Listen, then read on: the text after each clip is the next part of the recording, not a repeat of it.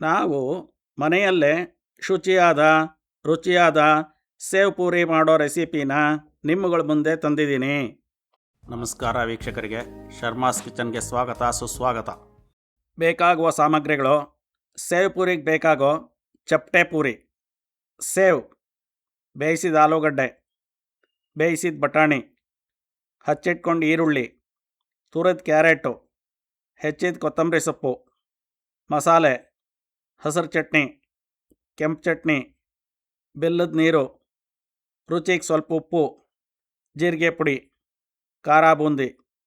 ಮೊದಲು all in one ಕೆಂಪು ಚಟ್ನಿಗೆ ಸ್ವಲ್ಪ ನೀರು ಹಾಕಿ ಕಲಸಿಟ್ಕೊಳ್ಳಿ. ಇದರ ರೆಸಿಪಿ ಆಲ್ರೆಡಿ ಅಪ್ಲೋಡ್ ಮಾಡಿದೆ, ಐ ಬಟನ್ ಮೇಲೆ ಒತ್ತು ನೋಡಿ. ಈಗ ಬೇಯಿಸಿದ ಆಲೂಗಡ್ಡೆ ತಗೊಂಡು ಎಲ್ಲ ಸ್ಮ್ಯಾಶ್ ಮಾಡ್ಕೊಳ್ಳಿ. ನಿಮಗೆ ಬೇಡ ಅಂದರೆ ಆಲೂಗಡ್ಡೆ ಹಾಕದೆ ಬರೀ ಬಟಾಣಿಲೂ ಮಾಡ್ಕೋಬೋದು. ಈಗ ಬೇಯಿಸಿದ ಬಟಾಣಿ ಸೇರಿಸ್ಕೊಳ್ಳಿ, ಆಲೂಗಡ್ಡೆ ಬಟಾಣಿ ಬೆರೆಸ್ಕೊಳ್ಳಿ. ಸ್ವಲ್ಪ ಹಸಿರು ಚಟ್ನಿನ ಖಾರಕ್ಕೆ ತಕ್ಕಂತೆ ಹಾಕ್ಕೊಳ್ಳಿ.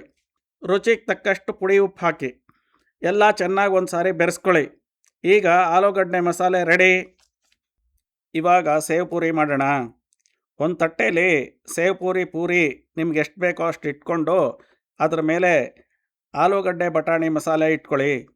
ಆಲೂಗಡ್ಡೆ ಹಾಕದೇ ಇದ್ದರೆ ಬಟಾಣಿ ನುಣ್ಣಗೆ ಬೇಯಿಸಿ ಪೂರಿ ಮೇಲೆ ಇಟ್ಕೊಳ್ಳಿ. ನಂತರ ಕಲಸಿದ ಆಲ್ ಇನ್ ಒನ್ ಕೆಂಪು ಚಟ್ನಿ ಸ್ವಲ್ಪ ಹಾಕಿ, ಹಸಿರು ಚಟ್ನಿನ ಖಾರಕ್ಕೆ ತಕ್ಕಂತೆ ಹಾಕ್ಕೊಳ್ಳಿ. ಹಚ್ಚಿದ ಈರುಳ್ಳಿ ಸ್ವಲ್ಪ ಹಾಕಿ, ರುಚಿಗೆ ತಕ್ಕಷ್ಟು ಪುಡಿ ಉಪ್ಪು ಎಲ್ಲದರ ಮೇಲೆ ಉದುರಿಸಿ. ಹಾಗೆ ಜೀರಿಗೆ ಪುಡಿ ಸ್ವಲ್ಪ ಹಾಕಿ, ತುರಿದ ಕ್ಯಾರೆಟ್ ಸ್ವಲ್ಪ ಹಾಕಿ, ಮಸಾಲೆ ಸ್ವಲ್ಪ ಹಾಕಿ. ಮಸಾಲೆ ರೆಸಿಪಿ ಬೇಕಾದರೆ ಐ ಬಟನ್ ಮೇಲೆ ಒತ್ತಿ ನೋಡಿ.